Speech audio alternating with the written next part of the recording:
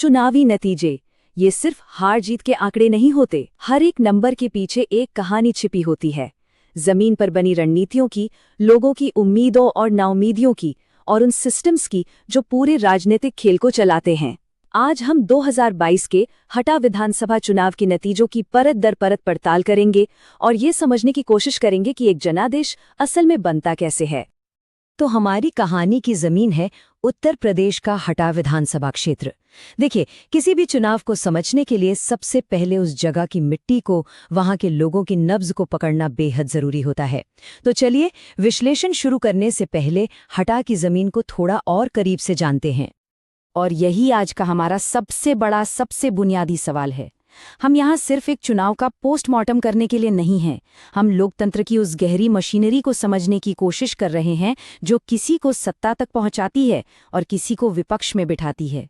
आखिर एक जनादेश जीता या हारा कैसे जाता है? इस सफर में हम 5 पड़ावों से गुजरेंगे। पहले हम हटा की जमीनी हकीकत को समझेंगे, फिर 2022 के जनादेश को डिकोड करेंगे, उसके बाद 20 साल के चुनावी पैटर्न की गूंज सुनेंगे, फिर एक वापसी के संभावित ब्लूप्रिंट पर नजर डालेंगे और अंत में इस पूरे विश्लेषण के असल मकसद को समझने की कोशिश करेंगे। तो चलिए शुरू करते हैं पहले पड़ाव से। किसी भी चुनावी जंग के नतीजों को समझने से पहले उस रणभूमि को समझना जरूरी है जहां वो जंग लड़ी गई। तो हटा की जमीनी हकीकत आखिर है क्या? हटा का सामाजिक ताना बाना ही इसे दिलचस्प बनाता है।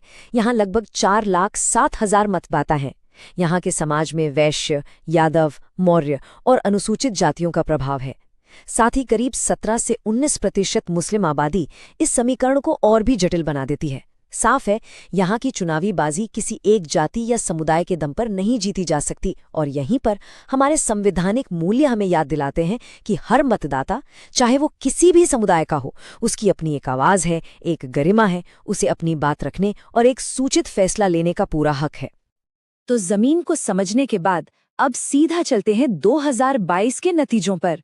देखते हैं कि ये आंकड़े हमें क्या कहानी सुनाते हैं।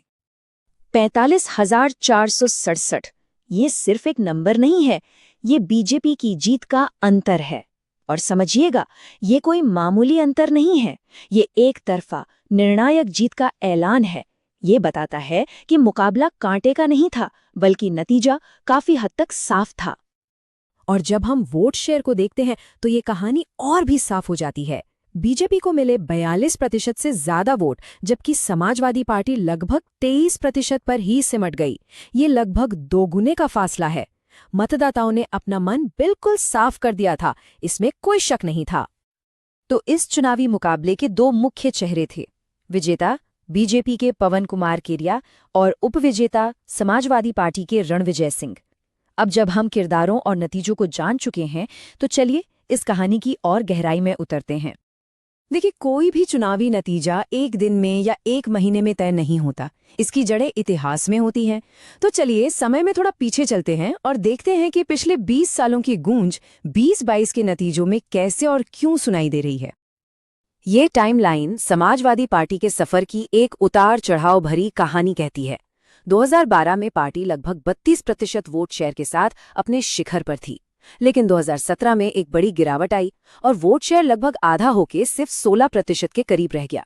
2022 में कुछ वापसी जरूर हुई, पर पार्टी अब भी 2012 के अपने सुनहरे दौर से काफी दूर है।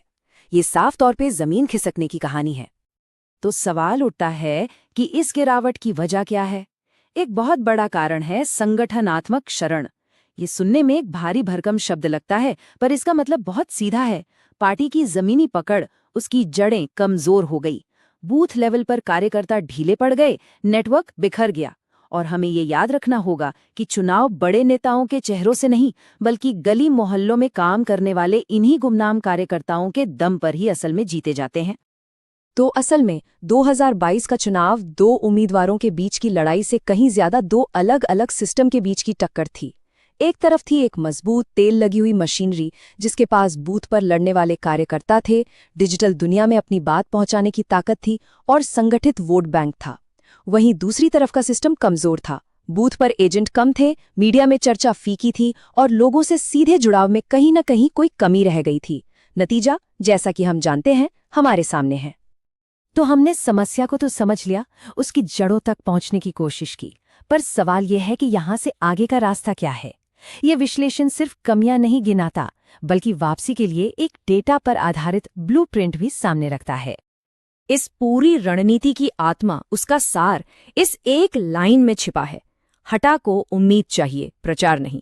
इसका मतलब साफ है, लोगों को अब बड़े बड़े नारों या भाषणों से ज्यादा अपनी रोजमर्रा की समस्याओं का एक ठोस समाधान चाहिए।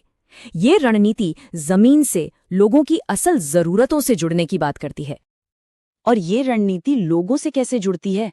ये उन मुद्दों पर ध्यान केंद्रित करके जुड़ती है जो हटा के मतदाताओं के लिए सबसे ज्यादा मायने रखते हैं। पढ़े लिखे युवाओं के लिए नौकरी, घर चलाने वालों के लिए महंगाई, बरसात में होने वाला जल भराव और बच्चों के लिए अच्छे स्कूलों की कमी, ये हैं असली मुद्दे। ये वो बातें हैं जो सुबह चाय की दुकान पर और शाम को घर के आंगन में होती हैं। ये रणनीति 3 सीधे साधे लेकिन बहुत कारगर कदमों पर चलती है। पहला, पुनर्निर्माण, यानी जमीनी संगठन की टूटी हुई कड़ियों को फिर से जोड़ना, उसे खड़ा करना। दूसरा, जुड़ाव, यानी बड़ी रैलियों की जगह छोटी छोटी बैठकों के जरिए लोगों से सीधा आमने सामने का संवाद करना। और तीसरा, लामबंदी, यानी सही समय पर सही तरीके से वोटरों को बूथ तक लाना। ये एक सोचा समझा जमीनी प्लान है। और ये सिर्फ पारंपरिक रणनीति नहीं है, ये आज के जमाने की रणनीति है। ये इस बात को समझती है कि वोटर तक पहुंचने का रास्ता अब उनके फोन से होकर जाता है, चाहे वो 400 से ज्यादा व्हाट्सएप ग्रुप्स हों, महंगाई जैसे स्थानीय मुद्दों पर बनी इंस्टाग्राम रील्स हों, या फिर हटा बोलता है जैसी यूट्यूब सीरीज जहां आम लोगों की कहानियों को आवाज दी जाए। तो हमने आंकड़े देखे, पिछले रुझानों को समझा और एक संभावित वापसी की रणनीति पर भी नजर डाली। अब इन सब का सार क्या है?